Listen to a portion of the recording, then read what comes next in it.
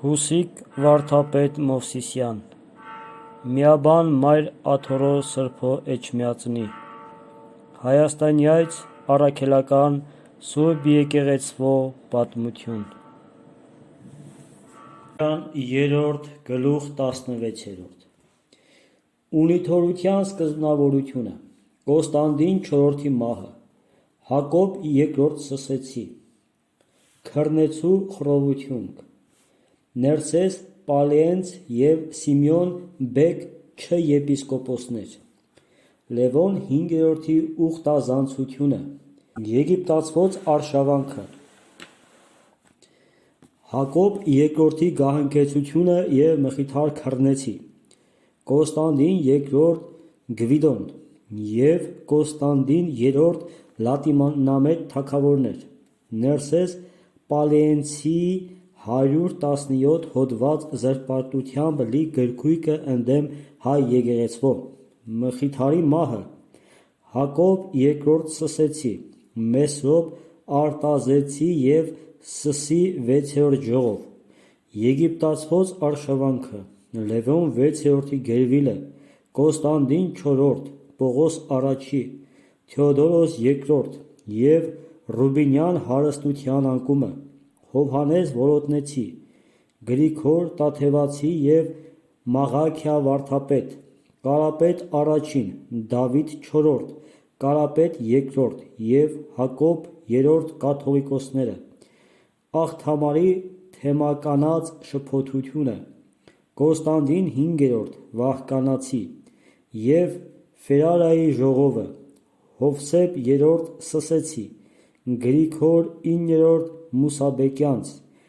և Վաղարշապատի 6-րդ ժողով Հայրապետական աթոռի Սուրբ էջմիածին փոխադրվելը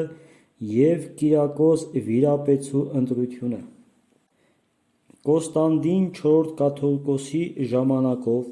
քարոզողաց կարգից Բարդուղիմեոս լատին եպիսկոպոս Ատրպատականում մեծ հռչակ էր ստացել և բավական հետևողներ ուներ Նչեցի Եսայի վարդապետը յուր աշակերտներից Հովհան քրնեցուն ուղարկեց նրա մոտ, որ ստուգե նրա, որպիսի ոք լինելը և քարոզության ուղղություն ունենալը: Քրնեցին Մարաղայում հանդիպեց Բարդուղիմեոսին և նրա բարեմասնության մասին Նչեցուն ծանոթանալուց հետո մնաց նրա մոտ մի և կես տարի և որչափ կարելի էր սովորելով նրանից լատին լեզուն, ոմն քաջ լատինագետ Հակոբ վարդապետի գործակցությամբ լատիներենից հայերեն ինչ-ինչ թարգմանություններ արեց: Հովհան քրնեցին Բարդուղիմեոսի հետ քրնա եկավ և յուր աշակերտակիցներին հրավիրեց քրնա, հավատի մասին խորհելու: Խորհրդի հետևանքն այն եղավ, որ ոմանք քրնեցու հետ թողնելով հայկական եկեղեցին, պապականության քարոզիչ դարձան և լատին եկեղեցու ժամակարգությունը հայերեն թարգմանելով սկսեցին ըստ այնմ վարել: 1326 թվականին չորսամյա իշխանությունից հետո վախճանվեց Կոստանդին չորրորդ կաթողիկոս և Գրիգոր Անավարձեցու քերորդի Հակոբ երկրորդ Սսեցին հաջորդեց այն ժամանակ, երբ քրնեցին յուրայիններով առավել քան լատինները լատինացած, նորամուծություններ անելու ամեն ջանք և եռանդ գործ էր դնում: Ոչինչ ազդեցին Նչեցու հանդիմանությունները, որովհետև քրնեցին յուր վարժապետից պատկառելու փոխարեն Բարդուղիմեոսի մահից հետո ավելի ևս բազմապատկեց յուր եռանդը ի կործանումն ժողովրդի բարոյական շինության: Լևոն հինգերորդ թագավորը քրնեցյանց եռանդը չափավորելու համար սկսեց բռնություն գործ դնել կալանավորելով ոմանց: Բայց այս բանը ավելի ևս առիթ տվեց քրնեցյանց համառելու, որոնք Լևոնին հակառակ պապի կարծյաց, պապականության խափանիչ ներկայացնելով, Պապի պաշտպանության արժանացան և միևնույն ժամանակ պատճառ եղան, որ պապը զլացավ տալ Լևոնին այն նպաստը, որ Կիլիկիայի յուր դեսպանի ձեռքով պետք է հանձներ Լևոնին եկեղեցյաց և Վանորեից շինության համար։ Բաց հասմանե պապը գրեց Հակոբ կաթողիկոսին պաշտպանություն ցույց տալ քրնեցյանց, և Հակոբ կաթողիկոս եկեղեցու խաղաղությունը և ժողովրդի անդորրությունը ի նկատի ունենալով ընդհանրական թղթերով հորդորում է հայերին չհալածել քրնեցյանց և միևնույն ժամանակ գրում է քրնեցուն, որ նա ևս հայ ժողովրդի առանց այն ևս տառապալից դրությունը ավելի ևս չդառնացնի կրոնական երկպարակտություն սերմանելով։ Սակայն ոչ քրնեցին յուր եռանդը չափավորեց և ոչ ժողովուրդը յուր ատելությունը։ Քրնեցին հալածված հայ եկեղեցականներից և ժողովրդից գնաց պապի մոտ և 1333 թվականին հրաման ստանալով Հայաստանում հաստատեց դոմինիկյան ունիթորների միարար կարգը, որի գործունեության ասպարեզ դարձան Նախիջևանի, Երնջակի և Մարաղայի գավառները, Թիֆլիս և Սուլթանիե քաղաքները և Ղրիմում Թեոդոսիա քաղաքը, որ գենվացվոց իշխանության տակն էր։ Հայերը այս կրոնական խառնաշփոթ ժամանակին երեք մասն էին բաժանվում. Առաջի՝ հայրենի եկեղեցու նախանձախնդիրներ, որոնք ունիթորներից (սոնտ) հերձված կամ հերետիկոս էին կոչվում։ Երկրորդ մասը՝ Սսի հինգերորդ ժողով ընդունողներ, որոնք սսոմիաբանք էին կոչվում, և երրորդ մասը՝ պապականություն ընդունողներ, որոնք ունիթորներ էին կոչվում։ Ունիթորյան գլխավոր արբանյակներ դարձան Ուրիմիո եպիսկոպոս Ներսես Պալիենց և Կարնո եպիսկոպոս Սիմեոն Բեկ, որոնք հայ եկեղեցու սուրբ խորհուրդները երկբայելի էին քարոզում, և իրենք նորից մկրտելուց և ձեռնադրելուց հետո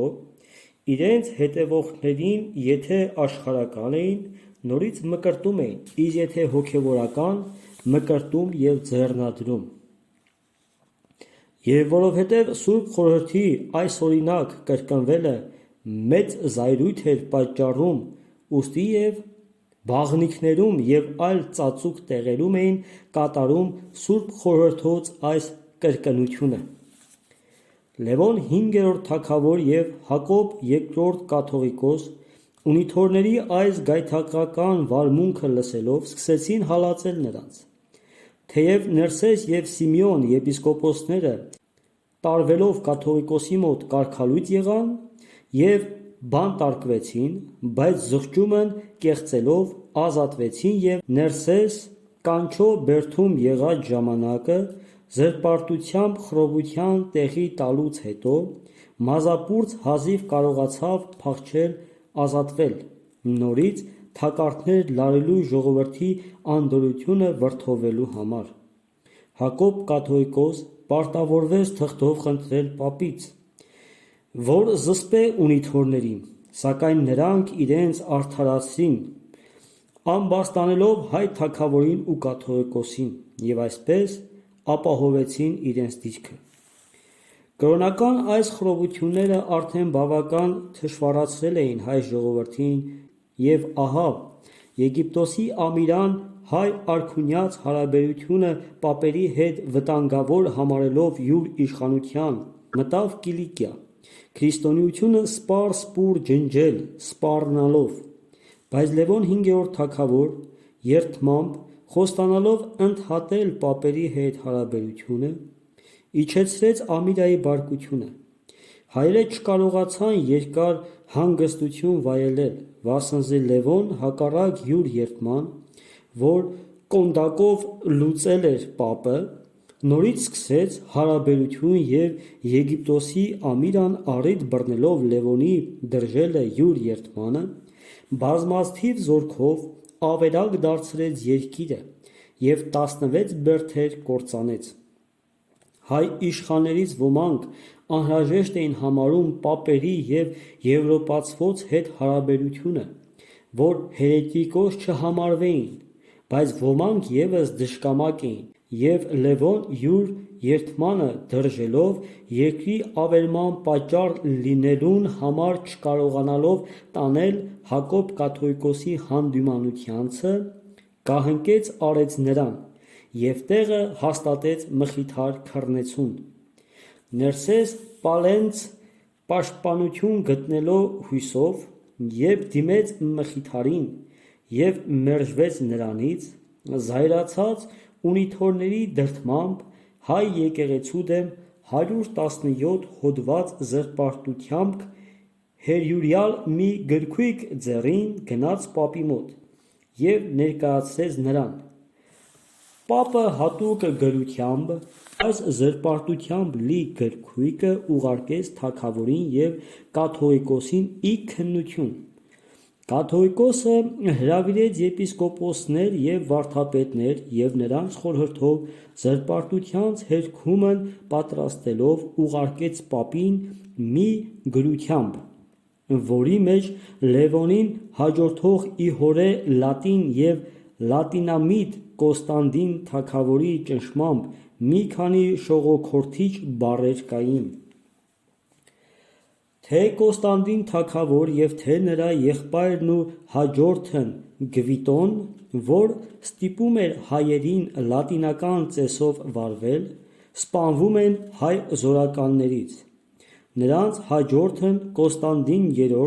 շարունակում է պապի և արևմտյանց հետ բարեկամական հարաբերությունը, որ առիթ էր տալիս Եգիպտոսի սուլթանին Կիլիկիա մտնելու, քրիստոնեությունը ջնջելու համար։ Կոստանդին III օգնություն է խնդրում պապից և պապական պետություններից, խոստանալով պապական իշխանության ենթարկել հայ եկեղեցին և լատինական ծեսերն ու արարողությունները ներմուծել հայ եկեղեցու մեջ։ Պապը փոխանակ օգնելու, նվիրակներ է ուղարկում Կիլիկիա հայոց դավանությունը քննելու համար։ Այս նվիրակները այն աստիճան հանդգնաբար սկսում են միջամտել եկեղեցական գործերին, որ Մխիթար կաթողիկոս ստիպվում է առաջարկել պապին, որ նա յուր նվիրակներին արգելի հայրապետական գործերին միջամտել և խանգարման պատճառ լինել։ Պապը այս գանգատը քննելու համար յուր մոտ կանչում է ազգուրած Ներսես Պալեենցին, արևելքի ծանոթ անձինքներին և ունիթորներին, որոնք Մխիթար կաթողիկոսի գանգատքը, զրպարտություն և հայ եկեղեցին հերետիկոս են ներկայացնում, և պապը նրանցից թելադրված թղթով առաջարկում է կաթողիկոսին և Կոստանդին III թագավորին, որ գրով և երդմամբ հպատակեն պապական իշխանության և լատին եկեղեցու կարգադրությանց։ Ներսես Պալեենց, որ Մանասկերտի արքեպիսկոպոսի տիտղոսով արևելք էր գալիս, պապի հանձնարարականով մտավ Կիլիկիա, հայ արքունյաց և հայրապետանոցի պատասխանը լատիներեն լեզվով պապին հաղորդելու համար, բայց նա յուր չարանենգ բնավորությամբ, որպես թե կաթողիկոսի կողմից յուր կամեցածին պես մի գրություն հերյուրելով, ավելի ևս բանսարկության և չարախոսության պատճառ դարձավ։ Մինչև որ երբեմն Հակոբ II Սսեսի կաթողիկոսը գնացած լինելով Գաղիա պապի հետ դեմ առ դեմ խոսելով, շահում է նրա գայթակղված միտքը։ Մխիթարի մահից հետո 1355 թվականին սույն այս Հակոբ նորից ընտրվում է կաթողիկոս և 4-ամյա իշխանությունից հետո վախճանվում է, որին 1359 թվականին հաջորդում է Թադեի վանքի վանահայր Մեսրոպ Արտազեծին։ Մեսրոպ Արտազեծի տեսնելով, որ ինչ օտարոտի նորաձևություններ ներմուծված են եկեղեցու մեջ, և օտարամոլներից ոմանք ջրախառն բաժակով են պատարագում, 1366 թվականին Սսի 6-րդ ժողովը գումարեց, ուր և որոշվեց ըստ նախնյաց անապակ գինով պատարագել, որով էլ հանդարտվեց խռովությունը, որ աղմկում էր եկեղեցու խաղաղությունը։ Մեսրոպի հայրապետության 4-րդ տարին 1362 թվականին մեռավ Կոստանդին թագավորը։ Հայերը նկատելով, որ լատինյան կաթոլիկ այս իշխանների հետ խնամությունից առաջ եկած թագավորները անհավատարմությամբ էին վարվում դեպի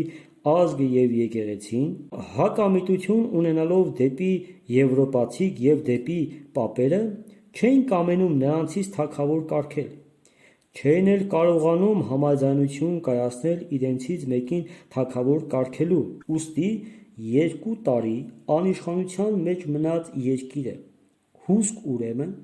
մեծամեծ շփոթություններից հետո 1365 թվականին ձեռնտվությամբ լատինների թագավորեց Լևոն 6-րդ Լուսինիան։ Լևոն 6-րդ յուր համակրությամբ դեպի եվրոպացիք նշավակ է լինում Եգիպտոսի և Բաղդադի մահմեդական սուլթանների հարձակմունքներին։ Այս դառը ժամանակին հայրապետանոցի դրությունը ևս հետին թշվառության էր մատնված։ Մեսրոպ կաթողիկոս մի ելք գտնելու համար Սսո Հովհաննես արքեպիսկոպոսին պապի մոտ է ուղարկում օգնություն խնդրելու, բայց այս հույսով ևս 1372 թվականին վախճանվում է, և հաջորդում են հետզհետե Կոստանդին V, Պողոս I և Թեոդորոս II, որոնք երկրի ավերածության պատճառով հանգիստ չկարողանալով գտնել, մի նշանավոր գործ էլ չեն կարողանում կատարել։ Լևոն 6-րդ պապից և պապականներից ակնկալյալ օգնություն չկարողանալով ստանալ և լատինամոլությամբ ազգի համարումն ևս կորցրած լինելով, Եգիպտոս գերի է տարվում և վերջապես օգնության հույսով տարագրության մեջ 1393 թվականին վախճանվելով Փարիզում թաղվում է Կեղեստինյանց վանքում, յուր հետ թաղելով և Ռուբինյան հարստությունը։ Թեոդորոս կաթողիկոս ևս Մելիք Օմար բռնավորից կալանավորվելով 18-ամյա իշխանությունից հետո 1395 թվականին սպանվում է։ Այսպիսով լատինամետ արքան մահանում է 1393 թվականին, 2 տարի հետո մահանում է լատինամետ կաթողիկոսը։ Ռուբինյան հարստության անկումից հետո Հայաստանի վիճակը կարի ողորմելի թշվառության էր մատնված։ Հայաստանյաց եկեղեցին մատնված էր ունիթորների հուղկահարության, իսկ ժողովուրդը Լենգ Թեմուրի վարագ սրածության, որին բազմաթիվ հավատո նահատակյաց հետ զոհ գնաց և Աղթամարա Զաքարիա կաթողիկոսը։ Եկեղեցին յուր հակառակորդների դեմ մաքարում էր քաջ Ախոյանների ձեռքով, որոնք են Եսայե Նչեցի վարդապետի աշակերտ Իվանե իշխանի որդի Հովհան Որոտնեցին և սրա աշակերտներն Մաղաքիա վարդապետ, որ ունիթորներից թունավորվելով վախճանվեց, և Գրիգոր Տաթևացի։ Մաղաքիա վարդապետ իշխանների ձեռքով պատուհասում էր ունիթորներին մարմնավոր պատիժներով, իսկ Գրիգոր Տաթևացին սկզբում Ապրակունիսի վանքում և հետո յուր ուսուցիչ Հովհան Որոտնեցու մահից հետո Տաթևու վարդապետանոցում ուսուցիչ կարգվելով, բանիվ և գրով ըմբերանում էր ունիթորներին։ Թեոդորոս II 1396-ից 1409 թվականներին իրար հետևից հաջորդում են Կարապետ I Բոբիկ Մականվանյան, Դավիթ IV, Կարապետ II և Կիլիկիո այլազգի իշխանի հաճությամբ ու յուր համախոհների ձեռնտվությամբ Հակոբ III, որ 1410 թվականին դեղակուր սպանվեց։ Սրա օրով աղթամարա կաթողիկոսության թեմը թշնամացած յուր կաթողիկոսի դեմ խորհրդով տաթևու Գրիգոր վարժապետի, որ յուր աշակերտների հետ արջիշո մեծոբա վանքում էր, գտնվում ահնկեց արեց յուր կաթողիկոսին և միացավ Սսո հետ, բայց այս միաբանությունը երկար չտևեց, վասնզի վասպուրականցիք նորից իրենց կաթողիկոսին հաստատեցին յուր աթոռի վրա։ Մեծամեծ շփոթություններից հետո 1411 թվականին Հակոբ երրորդին հաջորդեց Գրիգոր ութերորդը խանձողատ կոչեցյալ, որ զգալով թե յուր դեմ դավաճանություն է նյութվում, Կիլիկիայի այլազգի իշխանների ձեռքով թեև պատուհասակոծ արեց դավաճաններին, բայց և ինքն աքսորվեց մի բերդ և 7-ամյա կաթողիկոսությունից հետո վախճանվեց բանտում 1418 թվականին։ Գրիգոր ութերորդ խանձողատի մահից հետո Երուսաղեմի առաջնորդ Պողոս Արարատեցին հրավիրված լինելով Սիս, տեղվույն շփոթ գործերը կարգավորելու և հայրապետանոցի միաբաններին միմյանց հետ հաշտեցնելու, 1418 թվականին ընտրվեց կաթողիկոս Պողոս II անվամբ։ Սա 12 տարի ժողովրդի անդորրության և եկեղեցու պայծառության համար հոգալով հայրապետական իշխանություն վարելուց հետո վախճանվեց 1430 թվականին և հաջորդեց Կոստանդին վեցերորդ Վահկացին, որ Հռոմա Եվգենիոս չորրորդ պապից հրավիրվում է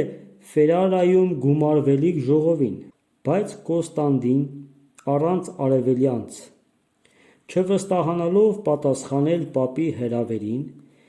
հրավերի թուղթը ուղարկում է Տիգրանակերտի հռչակյալ Մկրտիչ Նաղաշ կոչված եպիսկոպոսին։ Նաղաշ բացատրելով պապի միտքը և համառոտելով Քաղկեդոնի ժողովի դեպքերը, գրում է, որ հայերը բացի տիեզերական նախկին 3 ժողովներից ոչ մի ժողով հարկ չունեն ընդունելու։ Կոստանդին վեցերորդ երբ պատրաստվում էր Նաղաշի այս թուղթը ուղարկել պապին, ստանում է Խրիմու առաջնորդ Սարգիս վարդապետի թուղթը, որ ստիպյալ տեղվույն պապական հյուպատոսից